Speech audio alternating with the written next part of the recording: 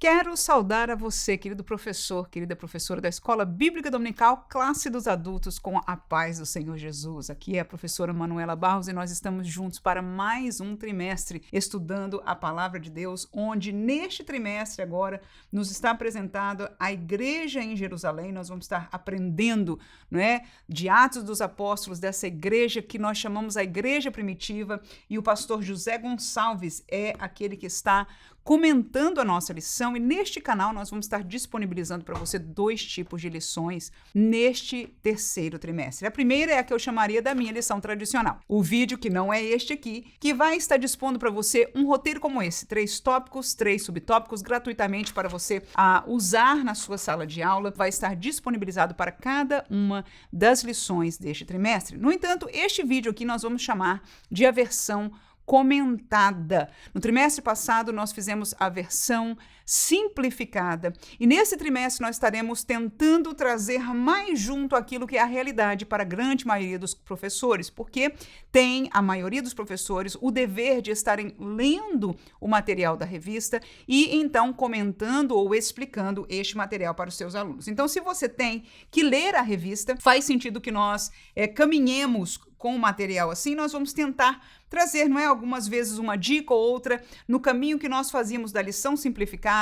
Vamos juntar com as explicações que nós trazemos, não todas com certeza, mas algumas explicações que nós trazemos na nossa aula tradicional, e vamos ver se nós conseguimos ter assim uma aula abençoada, mas caminhando com o comentário da nossa lição. Se você está contente, disposto e a postos para começar, vamos dizer amém, glória a Jesus. A lição número 1, então, a igreja que nasceu no Pentecostes. O texto áureo não podia ser diferente do que Atos 2 e 4, que diz: e todos foram cheios do Espírito Santo e começaram a falar em outras línguas, conforme o Espírito Santo lhes concedia que falassem. O texto da leitura bíblica em classe nós não vamos estar lendo aqui por questão de tempo, porque entendemos que você, como professor, já leu este texto. É um texto muito conhecido da palavra de Deus, de Atos, capítulo 2, versículo 1 ao 14, que é um texto que reconta, a história de como aconteceu a descida do Espírito Santo. E nós vamos estar estudando este texto e esta lição baseada neste texto.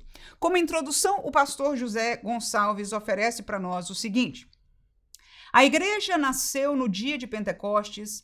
Esse evento marcou o início de uma nova era, a era da igreja. O Pentecostes era uma das festas mais importantes dos judeus, e acontecia 50 dias depois da Páscoa. Foi nesse dia especial que Deus derramou o Espírito Santo sobre todos os discípulos, batizando-os. O derramamento do Espírito no Pentecoste marca o início da igreja como uma comunidade de profetas, como foi profetizado por Joel, no texto de Joel 2:28. No livro de Atos, Lucas ensina que esse acontecimento tinha um significado especial para o fim dos tempos, pois já havia sido anunciado pelos profetas do Antigo Testamento. Além disso, o Pentecoste foi uma prova clara de que Jesus havia ressuscitado. O propósito desse derramamento do Espírito Santo foi dar poder à igreja para testemunhar de Cristo ao mundo e levá-la à verdadeira adoração. Isso é o que veremos nesta lição. Muito bem, então está aí a nossa introdução trazida pelo pastor José Gonçalves, e eu gostaria de trazer uma palavra-chave para a nossa introdução aqui. Então, se eu fosse trazer uma classe mais simplificada, ou mesmo trazendo este material para a minha turma, eu não me pegaria em todos os detalhes aqui da introdução, mas no detalhe da igreja numa nova era, um novo testamento, e a igreja sendo inaugurada. Então nós vemos aqui que, como introdução, nós temos que entender que o evento que aconteceu naquele dia de Pentecostes, a descida do Espírito Santo, trata-se do marco de inauguração da igreja. Porque é muito interessante nós aprendermos, relembrarmos que Jesus, quando esteve aqui e ele termina no fim do seu ministério, ele celebra, por exemplo, a Santa Ceia, e ele toma o cálice e ele diz que este é o cálice que simboliza o meu sangue, que é derramado por vós. Este é o sangue do Novo Testamento. Então, Jesus não está dizendo que nós, no tempo dele, já estávamos vivendo o Novo Testamento porque o seu sangue não tinha ainda sido derramado. Então, depois que o sangue de Jesus é derramado e que ele vence a morte e é ressuscitado, então este Novo Testamento, este novo tempo, esta nova era passa a existir. Nós vamos estudar alguns detalhes mais, inclusive baseados neste texto, a questão dos últimos tempos, né? Mas aqui, como introdução, é interessante nós entendermos que a descida do Espírito Santo, neste texto que nós lemos como leitura bíblica em classe, torna-se um marco de inauguração da igreja. Até ali já tinha existido a pessoa de Jesus, que tinha ensinado, que tinha sido o cordeiro que morreu para que o seu sangue perdoasse o nosso pecado. Toda a escritura se cumpriu nele e agora chegou o tempo que o evangelho não estaria somente com os judeus, ou seja, a salvação não seria algo, como Jesus disse no princípio, né, que vem dos judeus, mas agora esta salvação estaria disponibilizada de uma maneira diferente para todas as pessoas do mundo, inclusive os gentios, que era a maior parte do mundo. Amém? Então, há algo novo na revelação de Deus. Nós temos o Antigo Testamento e é como a sua revelação começou a ser ensinada, mas nós temos um Novo Testamento que é quando esta dimensão muda da lei para a graça. Jesus Cristo apontou para este tempo, ele disse que aconteceria e a inauguração deste novo tempo é no marco que nós estamos estudando hoje. Amém? Tópico primeiro, então nós marcamos como introdução esta realidade de que a descida do Espírito Santo é um marco de um novo tempo, uma nova dispensação, o tempo da igreja. Então, é disso que nós estamos falando, da inauguração, no caso, também da igreja. Primeiro tópico, a natureza do Pentecoste bíblico. Então, primeiro vamos aprender da natureza, o segundo tópico vai ser sobre o propósito e o terceiro tópico vai ser sobre as características do Pentecoste bíblico. Então, tratando da natureza, nós temos o tópico primeiro, subtópico 1, que diz de natureza divina. Lucas relata, e eu estou lendo o primeiro subtópico, que por ocasião do derramamento do Espírito, no dia de Pentecoste, foi ouvido do céu um som, como de um vento veemente e impetuoso que encheu toda a casa em que estavam assentados, e foram vistas por eles línguas repartidas como que de fogo. Os estudiosos da Bíblia explicam que esses sinais são manifestações da presença de Deus, chamadas de teofanias. Isso significa que Deus se revelou de maneira visível e audível, assim como fez no Monte Sinai, quando entregou a lei a Moisés. Naquela ocasião, houve trovões, relâmpagos e um som forte, e o povo ouviu a voz de Deus e viu um grande fogo. Moisés depois lembrou ao povo desse momento, dizendo: desde os céus te fez ouvir a sua voz para te ensinar, e sobre a terra te mostrou seu grande fogo, e ouviste as suas palavras do meio do fogo. Então, neste primeiro tópico, o nosso comentarista está querendo fazer um paralelo de um pacto com outro pacto. A questão de que Deus foi aquele quem deu o primeiro pacto e quem está dando o segundo pacto. Então, nós vamos colocar aqui o tópico número 1. Nós vamos estar falando dessas três coisas. Em primeiro lugar, é o subtópico 1, nós vamos estar falando do quê? Da natureza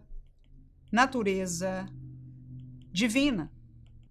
E enquanto há uma possibilidade de que esta aparição ou esta manifestação que nós vemos ali no dia de Pentecostes seja teofânica, ou seja, represente a presença de Deus, e só esta seja o seu significado da presença de Deus está ali através daquilo que aconteceu visualmente, uma das maneiras que eu provaria ou que eu ensinaria sobre entender o Pentecostes como sendo de natureza divina, e quando nós lemos neste contexto, este divino significa que vem do Pai. É isso que nós vamos estar olhando agora, porque prometido pelo Pai.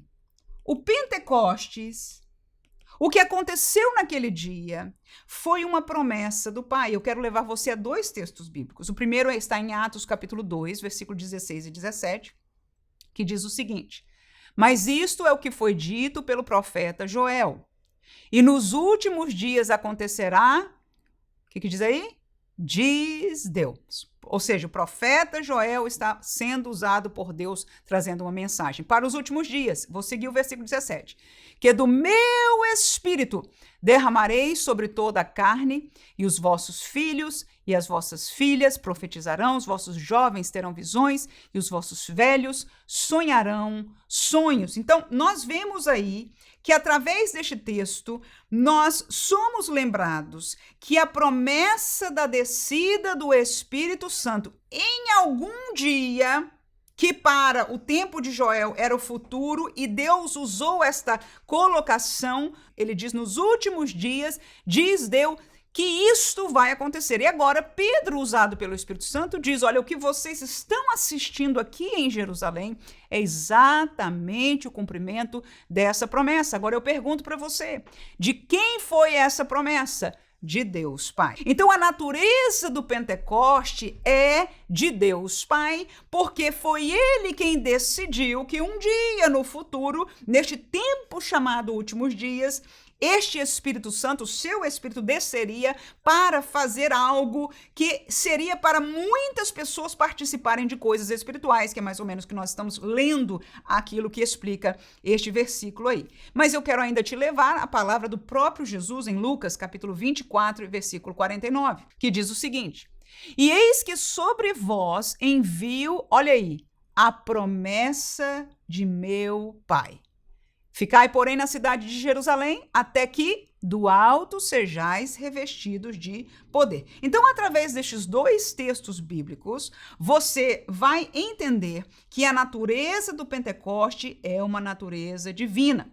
Agora, eu vou fazer um extra aqui, vou anotar estes 2 versículos para você ter aí com você, não é? Nós lemos Atos, capítulo 2, versículo 16 e 17, e também lemos o texto de Lucas, capítulo 24 e versículo 49. Então, a natureza divina foi prometida pelo Pai. Mas falando em entender as aparições que estavam ali, enquanto alguns estudiosos aqui foram colocados para nós que eles entendem a teofania, eu fui levada a me lembrar em pensar sobre este assunto, e isso aqui seria extra, tá? Numa classe simplificada eu não falaria sobre isso. Mas eu me lembrei de 2 colocações de Jesus, inclusive, ou dentro do tempo de Jesus, que mostram uma simbologia do Espírito com estes visuais, com estas coisas que se manifestaram. A primeira delas é no capítulo 3, versículo 8 de João, quando Jesus falou com Nicodemos e falou sobre nascer de novo, e falou de nascer da água do Espírito. Aí ele disse o seguinte, isso aqui é um extra, tá? Um extra. Então, como eu disse, se for uma classe simplificada, eu não falaria disso, eu não voltaria, eu terminaria no prometido pelo Pai que nós estudamos. Entendido? Ok. Mas o que eu vi aqui neste contexto foi uma aparição simbológica da presença do Espírito Santo. Por quê? Porque eu me lembrei do texto de João 3 e 8, quando nós ouvimos Jesus falando para Nicodemos o seguinte, olha, o vento assopra aonde quer e ouvimos a sua voz. Não sabemos de onde vem nem para onde vai, e assim é todo aquele guiado pelo Espírito de Deus. Então, esta semelhança, essa simbologia do vento com o Espírito Santo de Deus, ou a presença do Espírito Santo de Deus, eu encontrei neste texto bíblico aí, Lucas capítulo 3 e versículo 16, João Batista diz que ele não era digno nem de desatar, nem de atar as sandálias, não é? De Jesus, mas ele disse, este que vem após mim, que eu não sou digno disso, é quem vos batizará com o Espírito Santo e com fogo. Então eu vejo a associação do Espírito Santo e do fogo à pessoa ou ao evento que haveria de acontecer, que seria marcado com este fogo. E ainda me lembro com muita alegria daquele texto do Antigo Testamento, que o fogo arderá continuamente sobre o altar e não se apagará. E que nós que vivemos a realidade do Espírito Santo que veio para ficar, este poder que veio sobre aqueles que foram revestidos dele, sentem este ardor, né? Sempre, continuamente, em suas vidas. Então, eu estou tratando de simbologia, não estou fazendo uma colocação que significa assim, que é assim. Não, estou trazendo pontos que simbolizam, então, no caso, eu veria estas manifestações, tanto do vento como do fogo, ambas simbolizando a presença do Espírito Santo que agora veio para ficar conosco nesta dispensação atual. Amém? Vamos para o segundo subtópico aí, um evento paralelo ao Sinai. O texto diz, assim como no Sinai, onde a presença de Deus se tornou real, como uma das experiências mais marcantes na história do antigo povo de Deus, de uma forma muito mais gloriosa e profunda, o Pentecostes marcou o encontro do Espírito de Deus com a igreja. Pentecostes, portanto, é a experiência do Espírito Santo. Lá no Sinai, a letra da lei foi escrita em tábuas de pedras. Aqui no Pentecostes, a palavra de Deus foi escrita nos corações. Então, neste segundo tópico, o pastor quis fazer um paralelo entre o Sinai e o Pentecostes. Estes eventos simbolizaram uma dispensação, um pacto, algo que Deus tratou para com o homem no tocante à salvação. O pacto do Sinai é chamado pacto da lei. E o pacto do Pentecostes foi quando nasceu o pacto da graça. Jesus anunciou, Jesus falou sobre ele, Jesus começou a preparar o coração do povo, não é isso? Para receber esta graça, para entender que a salvação agora não seria mais pelas obras da lei. No entanto, depois que ele derramou o seu sangue para que pudesse servir, não é, daquele que nós creríamos, no seu sangue derramado, no seu sacrifício pelo nosso pecado, não é isso? E depois que ele ressuscitou, consumando esta obra que ele veio fazer, então daí nasceu a igreja que agora prega o evangelho da graça. Qual é? Que as pessoas podem alcançar a salvação tão somente por crerem neste Jesus que veio, morreu e ressuscitou. Amém? Então, o paralelo do Sinai e da lei é exatamente o paralelo entre os dois grandes pactos que Deus fez para com a humanidade. O primeiro através da nação de Israel, o pacto do Sinai, e o segundo através da igreja, o pacto da graça. Nós vamos ao terceiro subtópico ali do primeiro tópico, não é isso? Que diz centrada em Cristo e nos tempos finais. Na sua pregação no dia de Pentecostes, Pedro deixou claro que esse evento estava totalmente ligado a Jesus. Ele mostrou que o derramamento do Espírito Santo estava diretamente relacionado à morte, ressurreição e ascensão de Cristo. Isso significa que, embora o Pentecostes seja uma manifestação do Espírito Santo, ele também é cristocêntrico, ou seja, tem Cristo como seu centro. Sem a cruz de Cristo, o Pentecostes perderia seu verdadeiro significado, pois não há Pentecostes sem a cruz. Além disso, Pedro explicou que o Pentecostes foi o cumprimento da profecia de Joel, que anunciava que Deus derramaria o seu Espírito sobre toda a humanidade, quando Pedro usou a expressão nos últimos dias. Ele mostrou que esse evento tinha um significado escatológico, ou seja, estava ligado ao plano de Deus para os tempos finais. Então, eu quero fazer duas considerações acerca deste terceiro subtópico aqui, centrado em Cristo. Em primeiro lugar, o que Cristo anunciou ou fez em relação ao Pentecostes? Não só como explicou-nos o nosso comentarista, no sentido de ter cumprido, e nós acabamos de falar, o projeto de Deus para a salvação, ao vir como homem, ao tornar-se o sacrifício pelos nossos pecados e ao vencer a morte, ao ressuscitar e, por fim, terminar este projeto, ser aquele capaz de, pela fé nele, nos dar a salvação. Mas o interessante é nós notarmos que Cristo é aquele que vai derramar ou enviar este Espírito, como nós já lemos no Lucas, né? Capítulo 24, versículo 49. Jesus disse, e eis que sobre vós envio a promessa de meu Pai. Fiquem, porém, na cidade de Jerusalém, até que do alto sejais revestidos de poder. Então, uma das outras colocações para a presença de Cristo é que o Pai, ele planejou estes acontecimentos. Cristo vir para ser o Cordeiro e o Espírito Santo vir para ser este que lideraria a igreja e estaria com a igreja neste tempo do Evangelho da Graça. No entanto, Cristo é aquele que envia a promessa do Pai, portanto, Jesus é aquele que batiza com o Espírito Santo. Uma segunda colocação neste tópico é que esta promessa, ela foi dada para o que nós chamamos de últimos dias. E é interessante nós entendermos que o Pentecoste foi o marco destes últimos dias.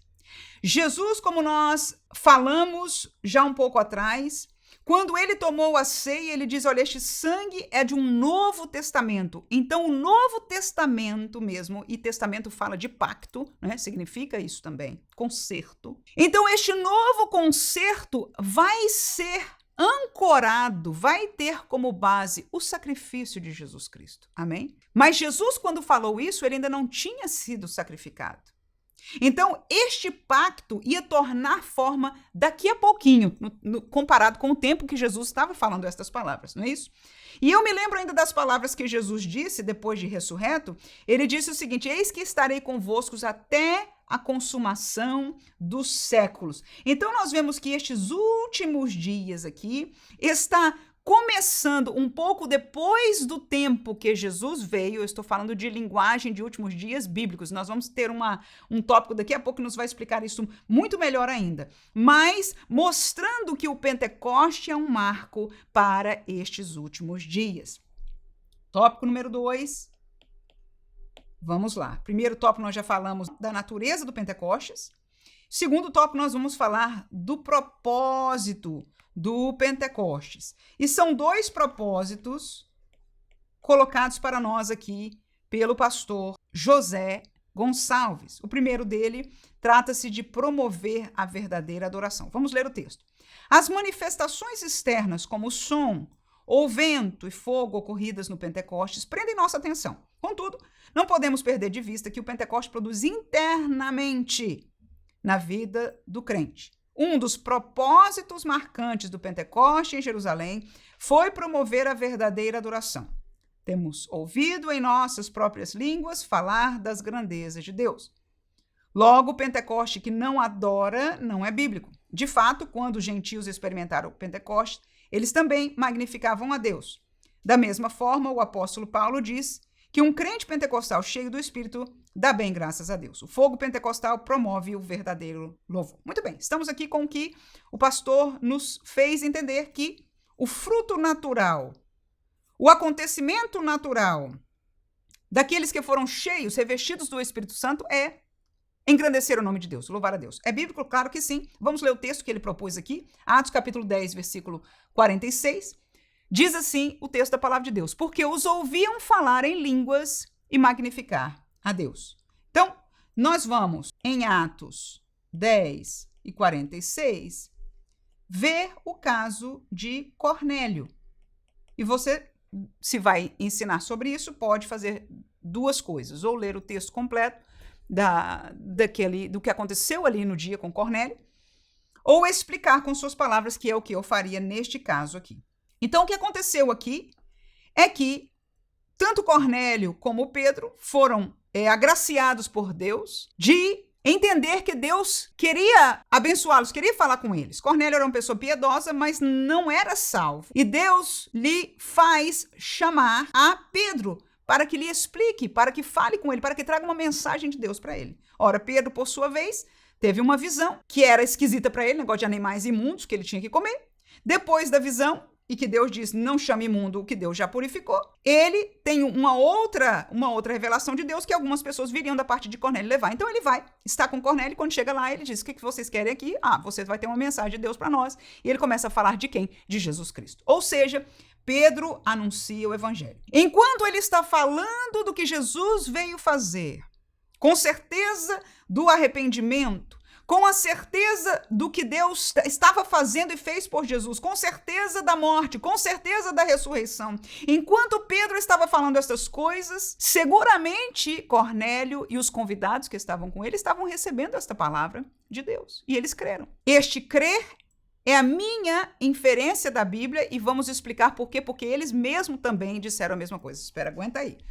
Porque logo depois, enquanto eles estavam terminando estas palavras, ou seja, esta pregação, vem o texto que nós acabamos de ler. Eles foram batizados no Espírito Santo porque os judeus, Pedro e os que vieram junto com ele, ouviram aquelas pessoas falarem línguas estranhas e magnificar a Deus. Duas coisas que tinham acontecido com eles. Então, nós vemos aqui, no caso de Cornélio, que o louvor a Deus, a magnificação a Deus e as línguas estranhas provou que eles o quê? Receberam o mesmo poder do Pentecostes, o mesmo batismo no Espírito Santo. No Espírito Santo. Amém? Duas coisas aconteceram para evidenciar. A primeira delas foi as línguas estranhas e a segunda delas foram palavras que glorificavam a Deus. E o outro texto de 1 Coríntios 14, e eu vou ler o 14 e depois o 17, diz assim: porque se eu orar em língua estranha, o meu espírito ora bem, mas o meu entendimento fica sem fruto. Vou ler o 17. Porque realmente tu dás bem as graças, mas o outro não é edificado. Então, o que Paulo está dizendo aí? Ele está explicando à igreja como se comportar, como usar ou fazer o uso, na realidade da igreja, dos dons espirituais, entre eles a variedade de línguas, o falar em línguas estranhas. E uma das coisas interessantes que ele diz que quando você fala em línguas estranhas, você ora bem, né? Então, há uma oração, um louvor, uma realidade de intimidade com Deus que é sem a participação humana, ela é perfeita de espírito do homem para a pessoa de Deus.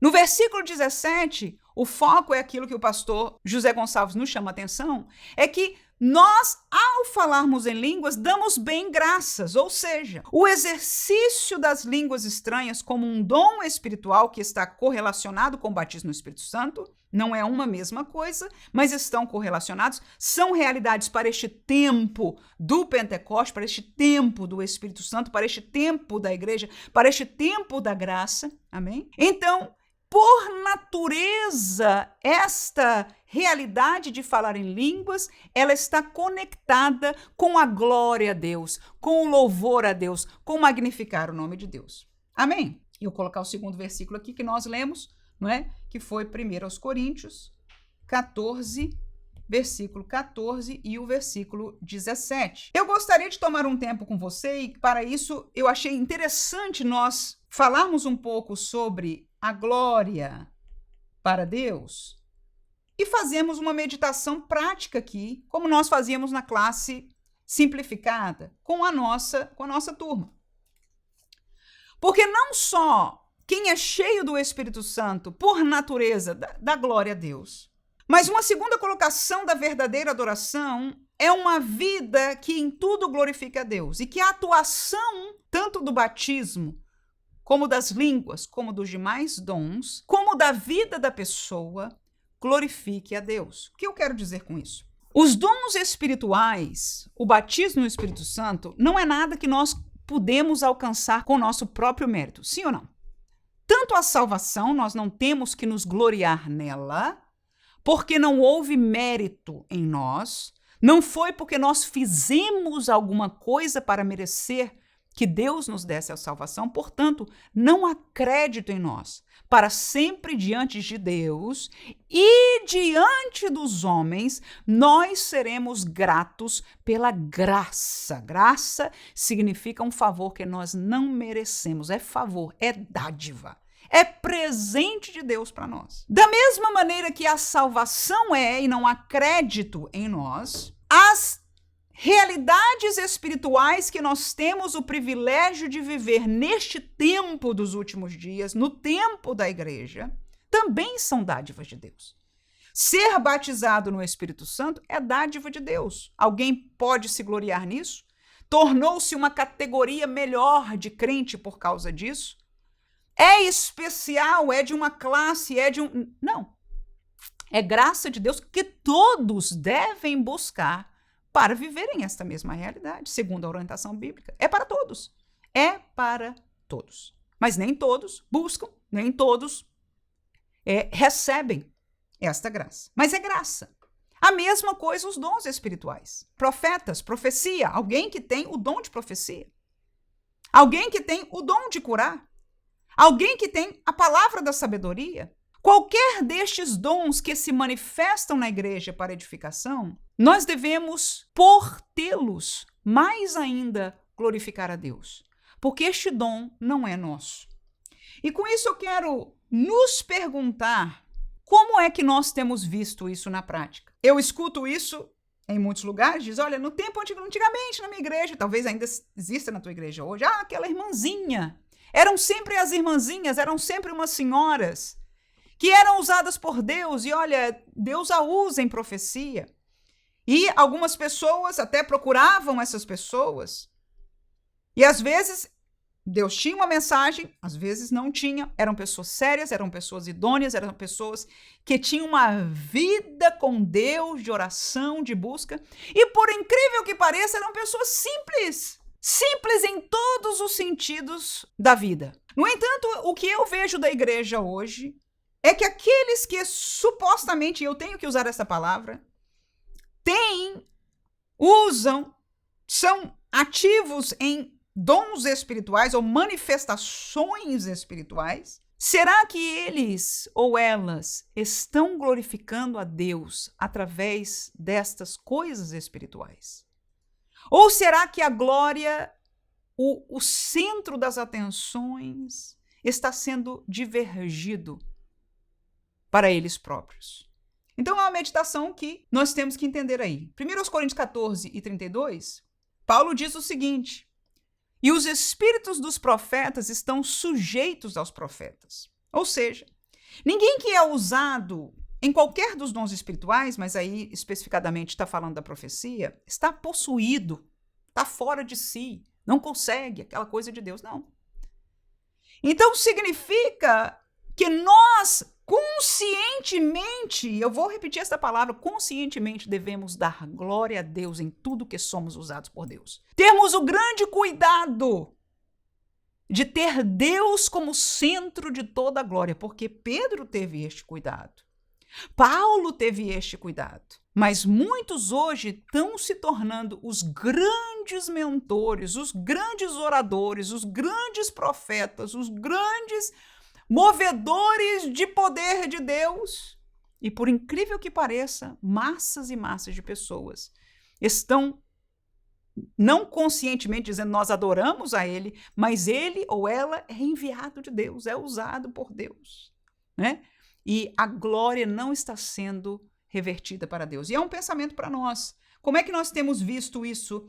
Como é que nós temos visto essa realidade na prática perto de você? Como é que nós temos visto isso na prática enquanto você está vendo alguns vídeos, alguma coisa na mídia social, no YouTube, onde seja?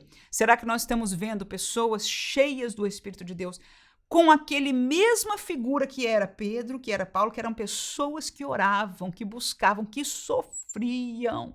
Daqueles mesmos irmãos que no tempo antigo eram pessoas santas, com aparência santa, com vida santa, e que no manifestar dos seus dons, Deus era em tudo glorificado. Eu pergunto, é um ponto aí de discussão para você e a sua classe. E o segundo subtópico aí vai ser o quê? Poder para testemunhar, o mais importante. O Pentecostes tem uma dimensão escatológica, onde ele vai começar aí. Pois aconteceu antes de chegar o grande e glorioso dia do Senhor. No entanto, essa realidade dos últimos tempos não significa que a igreja deve ter uma visão escapista, ou seja, desejar fugir do mundo a qualquer custo. O Pentecoste não foi dado para que os crentes se isolassem, mas para que fossem capacitados a testemunhar e viver no mundo até a volta de Cristo. A igreja deve aguardar com esperança, mas também cumprir sua missão até o fim. Para cumprir essa missão, ela necessita de poder para testemunhar. De fato, é isso que acontece depois do Pentecoste. Então, vamos falar sobre o segundo propósito. Primeiro, é que a glória vá para Deus, é que as pessoas glorifiquem a Deus, que as palavras das pessoas sejam glória a Deus, que a vida das pessoas e o ministério das pessoas ou os dons das pessoas e em tudo nós glorifiquemos a Deus. Mas em segundo lugar, e talvez este seja ainda o propósito maior, é ter poder para testemunhar. Mas antes dele falar de poder, ele colocou duas coisas aqui. A primeira delas é o tempo. Este poder para testemunhar foi dado num tempo bíblico que eu vou colocar aqui, olha. Dos últimos tempos até, ele usou aqui a palavra, grande e glorioso, eu vou só usar o grande aqui, ok? Grande dia do Senhor. Por que eu estou te chamando a atenção disso? Isso aqui é muito importante nós aprendermos. A primeira coisa nós já introduzimos nessa classe. Qual foi? A descida do Pentecoste marcou o princípio destes últimos dias bíblicos. Há muitas promessas no Antigo Testamento para os últimos dias. E a formalização, segundo Pedro traz a palavra de Joel, por Joel, mas de Deus ali, que Deus disse que nos últimos dias aconteceria isso, a descida do Espírito Santo. Então, Deus quis que este período de tempo que começa com os últimos dias, ou com este marco, o marco fosse exatamente a descida do Espírito Santo, e este Espírito, pelo texto lá nós entendemos, e pela prática daquilo que nós vimos desde então, vai obrar em muitos coisas espirituais, dons espirituais, realidades espirituais. Este tempo, portanto, começa no que chama-se os últimos tempos. Mas o fim dele, porque no próprio texto diz, vem antes do grande e glorioso dia do Senhor. O que é na Bíblia o dia do Senhor? O dia do Senhor é o dia que Deus vai trazer a juízo a terra, o mundo, as pessoas. Este tempo de julgamento, de juízo, que nós já conhecemos porque temos na Bíblia o Apocalipse escrito para nós, revelado, chama-se o período da grande tribulação. E o tempo do grande dia do Senhor, ele é um tempo, o grande dia do Senhor, ele vem com o juízo sobre a terra, sobre os ímpios, no contexto daqui, e logo depois que acabar este tempo de juízo, o Messias vem começar a reinar e o seu reino dura 1000 anos aqui na terra. Então, tanto o juízo como este reinado está na dimensão daqui. E nós lemos na profecia no Antigo Testamento que estas coisas ainda haveriam de acontecer. Muitos se perguntam aquelas profecias, o que significa? Mas está falando de coisas horrorosas, do grande dia do Senhor, com coisas acontecendo. Até no texto que nós lemos aqui, não é de Atos, fala de fogo, disso, daquilo. Pois bem, isso ainda vai acontecer. Está no fechamento deste tempo que nós estamos aprendendo dele aqui. Presta atenção que isso é muito importante. Nós estamos vivendo nos últimos dias e ele é marcado no seu início com a descida do Espírito Santo e no seu fechamento com a subida do Espírito Santo. Como assim, irmã? No arrebatamento da igreja, é o Espírito Santo quem escoltará a igreja para estar com o Senhor para sempre. Então, este período, esta dispensação do Espírito Santo, é este tempo que nós estamos estudando, é o tempo do Pentecostes, é o tempo da igreja, é o tempo da graça, é o tempo que o evangelho vai poder ser pregado e recebido pelo mundo gentílico, por toda a humanidade, judeus ou gentios, para toda a humanidade. A promessa de Deus feita agora é cumprida para estes últimos dias, e o fim destes dias é marcado com o grande dia do Senhor. Então, quando começar o derramamento da ira de Deus, ou seja, para a nossa linguagem prática, o princípio da grande tribulação, a igreja já não estará aqui. O Espírito Santo já não estará aqui como dispensação, como nos dias que nós vivemos hoje. Não vai estar. Este tempo agora está fechado, que nós estamos entendendo dele. Agora é um tempo longo que nós estamos vivendo ele, desde o Pentecostes. Até hoje ainda estamos vivendo dentro dele, não é? Então, este é o tempo do Pentecostes que nós estamos aprendendo aqui. Os últimos tempos, ele é marcado com a descida do Espírito Santo e ele termina com o grande dia do Senhor começando, e o grande dia do Senhor tem a ver com o juízo sobre a terra e logo depois o estabelecimento do reino messiânico. A segunda colocação do nosso comentarista trata-se de uma visão escapista. Que é isso? Escapista vem de escapar, não é isso? Sair daqui. Então, o que ele está dizendo é que nós sabendo que tudo isto vai acabar, nós não temos um sentimento de que lavar as mãos sobre tudo aqui na terra e nós já somos anjos aqui. Não, nós não somos anjos aqui, nós somos pessoas, nós somos peregrinos. E com relação a isso, há alguns cristãos que acreditam que nós deveríamos nos preocupar mais e fazer mais para o reino de Deus aqui na terra. Essas pessoas ensinam que nós, como igreja, somos aqueles que fazemos a existência do reino de Deus acontecer, que nós devemos não só trabalhar e sermos luz no sentido de crente, mas ativistas no sentido de ganhar os melhores espaços, inclusive e principalmente na política mundial, para, com a nossa grande presença, ou seja, cristianizando o mundo, para que o Messias possa vir assumir este lugar agora já cristianizado, já cheio desta bondade que nós como igreja trazemos. O problema é que isto não é bíblico. Isto não é bíblico. A nossa esperança é a vinda do Senhor Jesus. Ele, Jesus, falou que fosse a nossa esperança.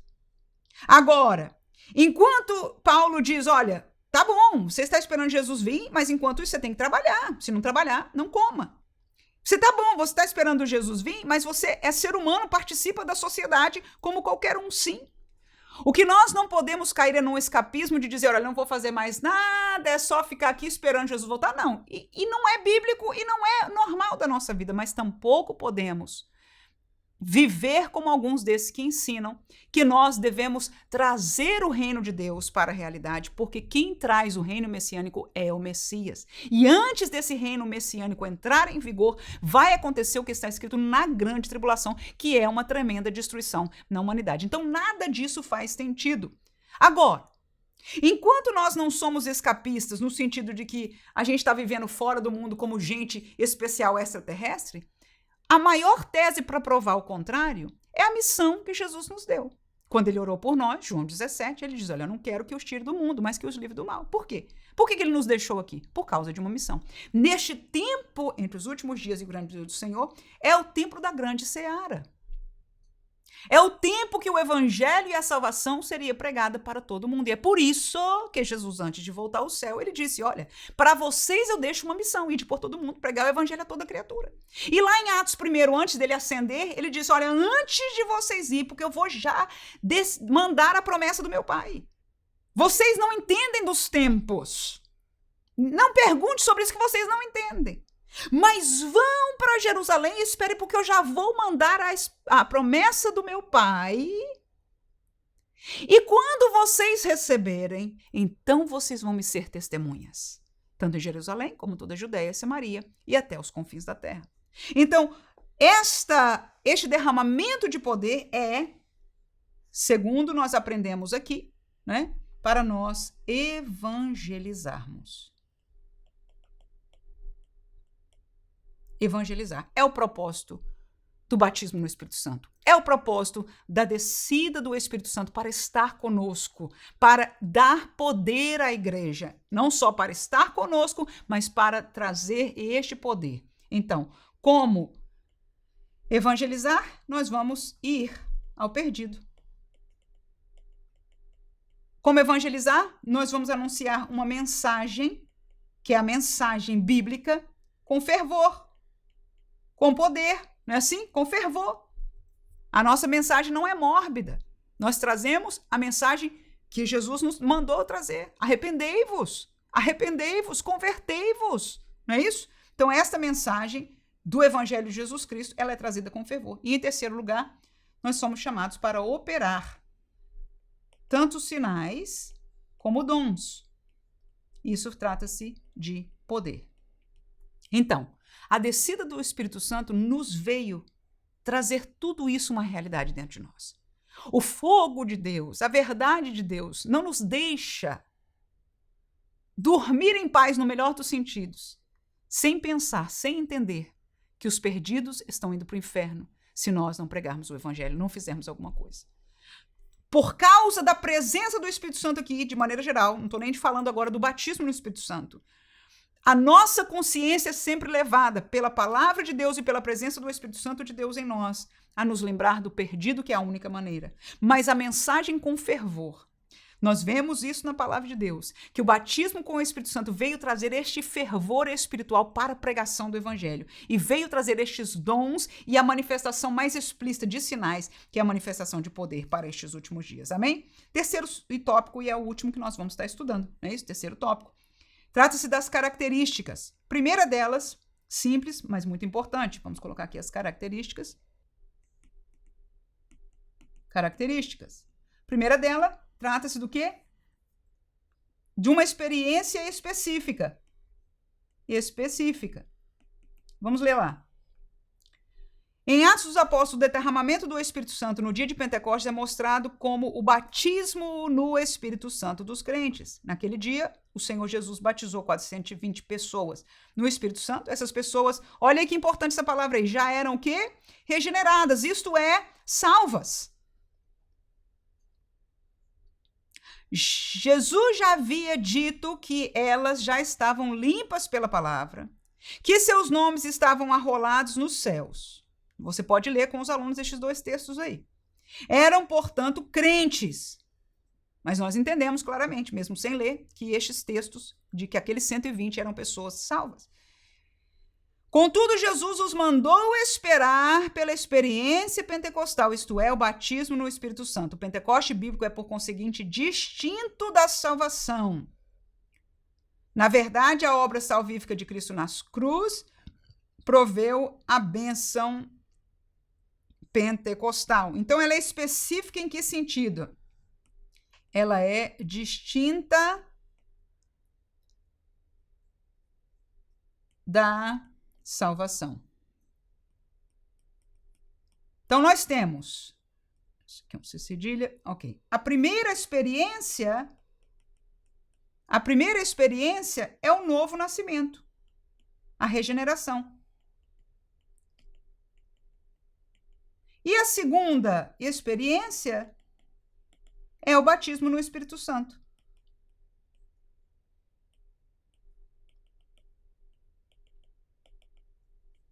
Pode acontecer no mesmo dia? Pode, mas na maioria dos casos não é. Pode acontecer no mesmo dia? Pode. Tem exemplo bíblico? Sim, Cornélio, acabamos de falar dele. Mas na maioria dos casos não é, né? Nosso exemplo, você pode até perguntar na sala de aula se alguém, né, foi batizado no mesmo dia que aceitou a Jesus. Pode acontecer, mas na maioria quase absoluta dos casos não é uma realidade, mas pode inclusive estar na Bíblia. Mas mesmo que aconteça, esta pessoa dentro do seu coração aceitou a Jesus, creu pela fé e está salvo, já está limpo, a casinha já está limpa. E tem mais uma coisa que é interessante aí, é que o Espírito Santo já habita nela, porque no momento da salvação, no momento que nós somos salvos, que nós nos tornamos nova criatura, que a vida espiritual em nós, esta vida é exatamente a presença do Espírito Santo em nós. Este relacionamento foi trazido de volta, né, entre nós e Deus e foi selado. A palavra até usa este termo, é o selo, é o penhor, não é? Então, a presença do Espírito Santo que está em nós é que marca o novo nascido, o crente em Jesus. Então, quem é crente tem o Espírito Santo morando dentro dele. Agora, é crente, tem o Espírito Santo, agora vai buscar a sua segunda experiência que o Senhor Jesus nos manda. Vai buscar o poder, vai buscar o revestimento de poder. Para quê? Para a obra da igreja maior. Não é para escapar, porque se fosse, seria uma bênção que Jesus já ficou salvo, vamos embora para o céu. Não é isso, ele disse que não vou tirá-los do mundo, mas que os livre do mal. Por quê? Porque eles têm uma missão a cumprir. Amém? E ide por todo mundo pregar o evangelho. A nossa missão é evangelizar. Então, o batismo no Espírito Santo é esta segunda experiência que nós devemos buscar. Agora, específica, distinta da salvação. Segundo, uma experiência definida. Segunda palavra, definida. Segunda, definida. E continua. Como resultado, estou lendo aqui na nossa revista, do enchimento do Espírito Santo, os crentes começaram a falar em outras línguas, conforme o Espírito Santo lhe concedia que falassem. A Escritura é clara em mostrar que a evidência inicial do batismo pentecostal foi os crentes fazerem o quê? Falarem em outras línguas. Não há dúvidas de que outros resultados são, ou evidências do batismo. Não há dúvidas de que outros resultados ou evidências do batismo no Espírito Santo se seguem. Contudo, foi o falar em línguas, não o sentir, uma grande alegria ou mesmo um amor afetuoso demonstrado por eles, que deixou os crentes judeus convencidos de que os gentios haviam recebido o batismo no Espírito Santo. E ele dá, mais uma vez aí, o texto de Atos 10, que é o texto de Cornélio, que evidenciou para os judeus. Porque Pedro, depois que eles foram batizados no Espírito Santo, receberam o evangelho, ele batizou-os nas águas. Mas os demais judeus, quando ouviram que Pedro, ficaram nervosos. Por que Pedro? Como assim? Não pode. Então Pedro contou toda a história da visão de Deus que lhe deu, até o mais importante. Qual foi o mais importante na colocação de Pedro? Se você quiser depois aí, anota aí o texto de Atos, capítulo 11, versículo 16 a 18, tá? Esse aí seria um extra para você ver isso aí.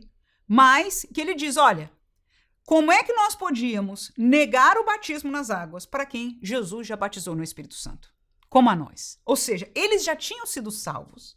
E a segunda experiência, que foi este marco deste novo tempo da igreja sobre eles, da bênção de Deus sobre eles, que foi falar em línguas estranhas, ser revestido do poder. Se Jesus fez isso por eles, como eu impediria aquilo que é a confissão humana, né? Que o batismo nas águas é uma confissão pública da sua fé. Então, essa foi a comprovação de Pedro. Mas como é definida, nós vamos colocar aqui a palavra falar em línguas estranhas. E eu vou fazer 2 parênteses aqui. Primeiro, é que, irmão, o pessoal foi batizado no Espírito Santo e estava falando em línguas que os outros entenderam. Não. Eles falaram em línguas estranhas e depois, quando estavam lá no meio, andando, né, um segundo milagre extraordinário. Uma operação de maravilhas aconteceu.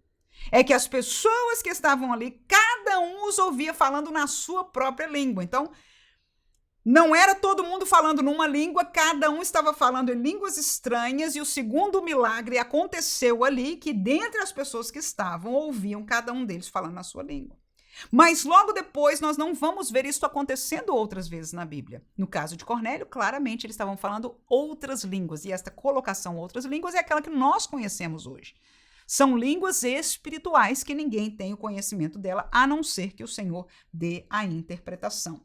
Então, a primeira coisa que nós aprendemos como definidas aqui é falar das línguas estranhas. E a segunda coisa interessante daqui é que nem sempre a pessoa que é batizada no Espírito Santo fala em línguas todos os dias depois daquele batismo. Acontece em muitos casos, como foi o meu caso. Eu fui batizada no Espírito Santo com 13 anos de idade.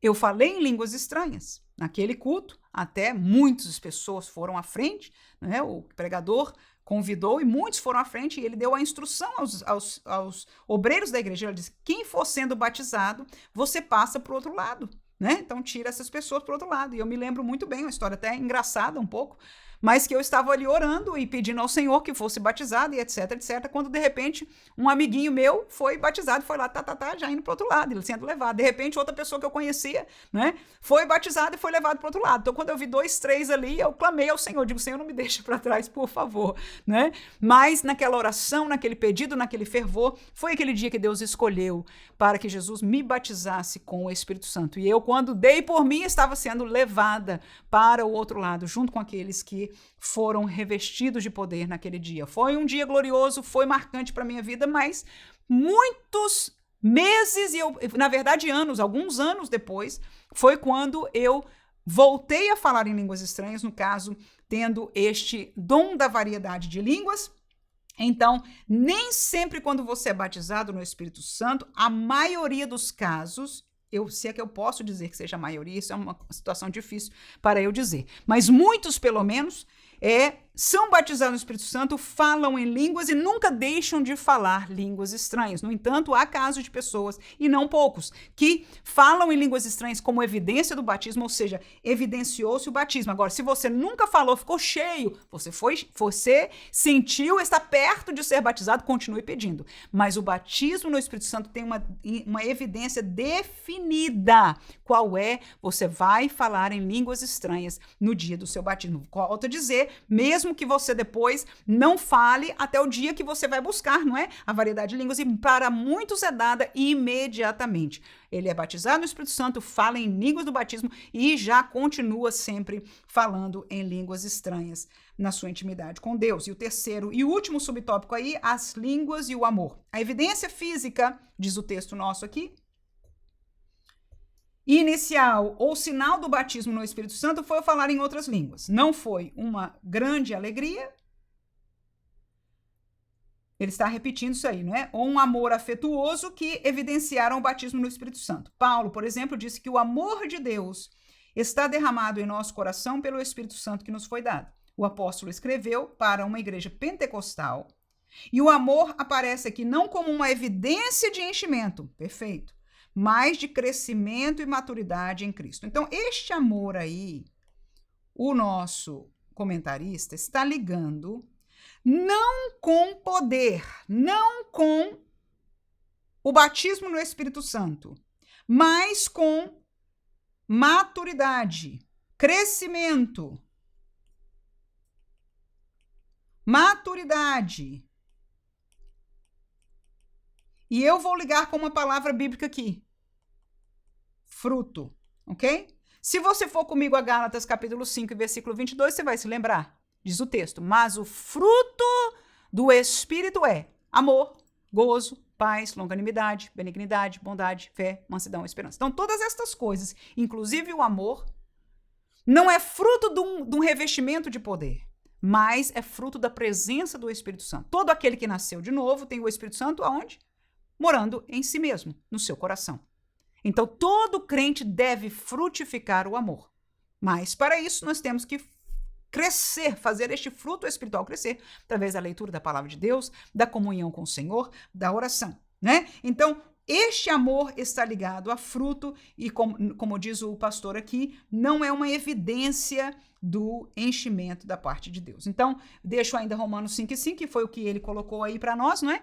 Que diz o texto bíblico aí, e a esperança não traz confusão, porquanto o amor de Deus está derramado em nosso coração, tá aí, pelo Espírito Santo que nos foi dado. Então, o Espírito Santo nos foi dado, ele veio para ficar, para habitar em nosso coração, nós que somos salvos. E o amor de Deus, este amor é diferenciado do amor fileu, o amor fraternal que nós temos uns para com os outros em família, entre irmãos de maneira geral, né? Ou o amor eros, que é o amor que une a um casal, ele é um amor que provém de Deus e ele vem exatamente na presença de Deus habitando em nós. Então, este amor de Deus é um amor fruto. No entanto, as características do batismo no Espírito Santo são aquelas que nós falamos e termina até com isso mesmo. Ele fala, são as características para nós termos como cumprir a nossa missão. E o que nós precisamos para cumprir a nossa missão no dia de hoje, igreja, é poder de Deus. Errais não conhecendo as Escrituras e nem o poder de Deus. Nós precisamos destas duas coisas. Conhecer o Evangelho, conhecer as Escrituras e conhecer e evidenciar o poder de Deus. Só é possível porque pela graça do Senhor Ele nos mandou o Espírito Santo e nos revestiu e até hoje continua revestindo aqueles que buscam com o seu poder. Vamos à conclusão da nossa lição pelo pastor José Gonçalves, que diz: como vimos, o Pentecostes marcou o início da era da igreja. Amém? É o primeiro resumo aí, tempo, um novo tempo. Segundo, Jesus agora glorificado batizou, emergiu os crentes no Espírito Santo e o Espírito Santo os inseriu no corpo de Cristo, que é a igreja, cujo nascedouro, mais uma vez um marco do nascimento da igreja, é o Pentecoste. Esse evento é essencial porque mostrou que Deus deseja uma igreja, olha aí, capacitada para cumprir sua missão, que é pregar o evangelho ao mundo. Para mim, este é o resumo da nossa lição, glória a Jesus. Tanto por palavras quanto por ações. No entanto, essa missão só pode ser realizada com êxito pelo poder do Espírito Santo. Querido professor, agora é a hora de você ser usado por Deus, em nome de Jesus. E só Deus pode nos usar. Para que nós tragamos um apelo, em nome de Jesus, da necessidade. Deixa-me fazer isto claro. Pregar o evangelho não é fácil para ninguém. Pregar o evangelho não é fácil. Nós até encontramos uma certa facilidade hoje em algumas culturas de dizermos que somos crentes. Mas pregar o evangelho bíblico do arrependimento, deixa o teu pecado e vem para Jesus. Vem servir ao Senhor. Não estou dizendo de algum evangelho que diz, vem cantar esse louvorzão aqui comigo. Não. Estou dizendo um evangelho que deixa o pecado, o caminho do pecado.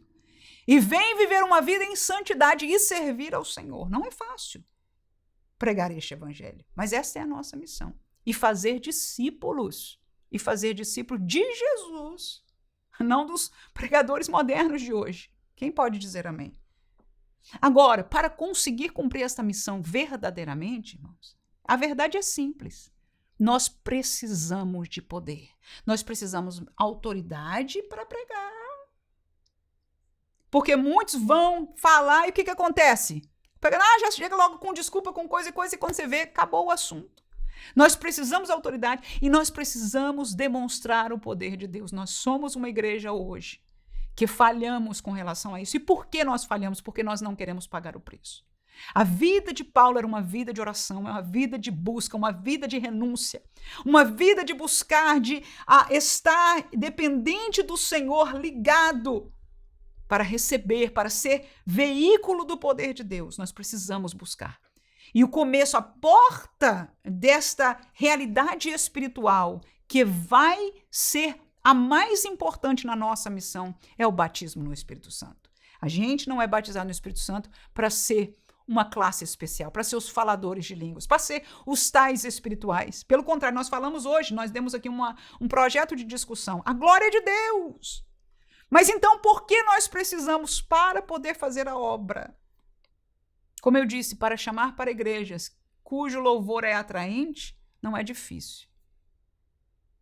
Mas nós mesmos temos que nos questionar a realidade do evangelho, do caminho apertado, para chamar as pessoas que estão no mundo para o caminho que Jesus é. Ele diz, eu sou o caminho, a verdade e a vida. E ele apontou para este que leva a salvação apertado. Você conhece, eu conheço. Que Deus use a você, em nome de Jesus, professor, para trazer vívida a necessidade do batismo com o Espírito Santo para a sua aula neste dia. Amém.